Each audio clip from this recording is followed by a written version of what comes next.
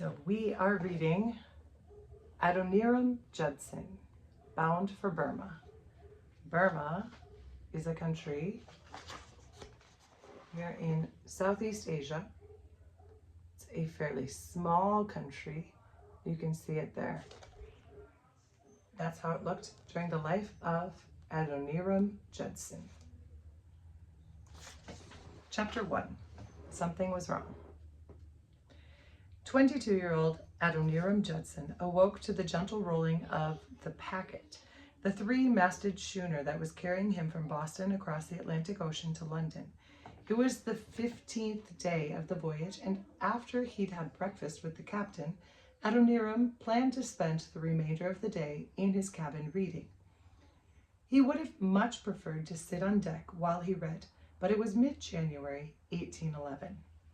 And a raw, biting breeze straight from the Arctic had been whipping around the ship for several days, making it impossible to stay on deck for more than a few minutes at a time, even when the sun was shining brightly.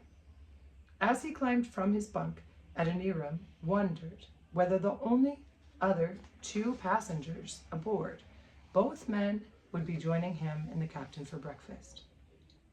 The other men spoke only Spanish, and it was amusing trying to work out what they were saying from hand gestures and other forms of body language.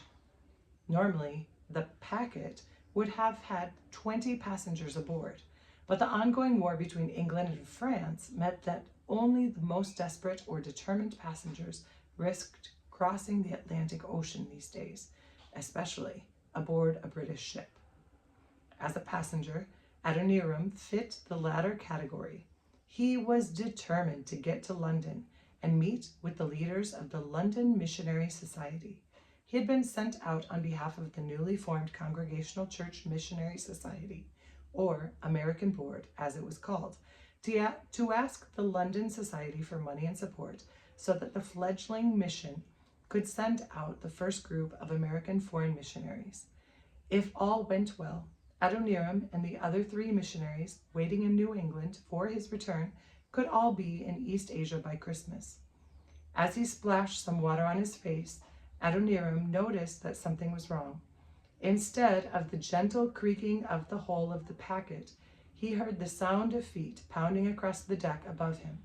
He could hear voices too. It sounded as if everyone was yelling at once.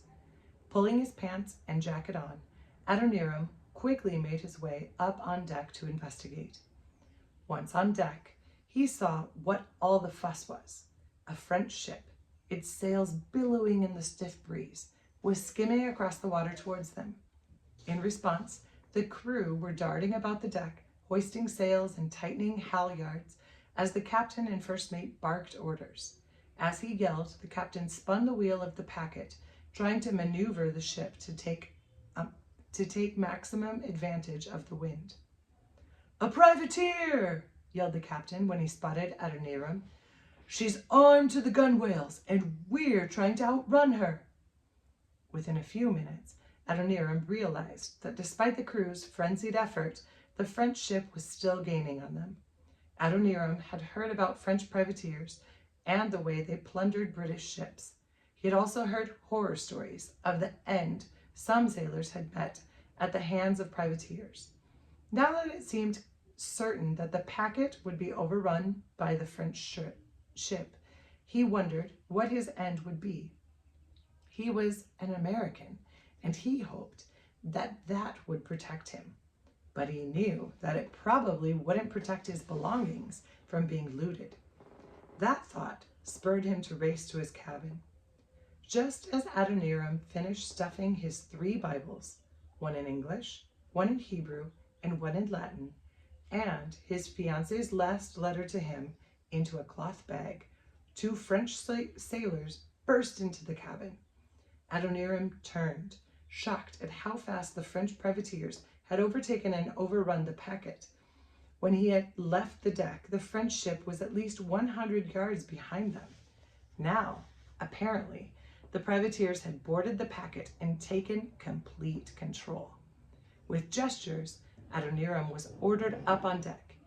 He was then herded with the rest of the British crew to the starboard side of the ship and forced to climb down a rope over the side and into a waiting longboat. Within minutes of reaching the French ship, Adoniram was thrown into the hold along with the packet's crew. The dark and dank hold was overcrowded. There was no food, water, or chamber pots. The only illumination was a dull shaft of sunlight that filtered down through the dusty air of the hold. Dark thoughts taunted Adoniram Judson as he sat in the overcrowded hold. He would never see New England again. It would be only a matter of time before the French privateers dumped him overboard, as they liked to do with their prisoners. Now, he would never see East Asia. All his efforts to become a missionary had been in vain. He had given his all just to drown in the middle of the Atlantic Ocean. Hot tears rolled down Adoniram's cheeks. As a child growing up in Wenham, Massachusetts, this was not how he imagined his life ending.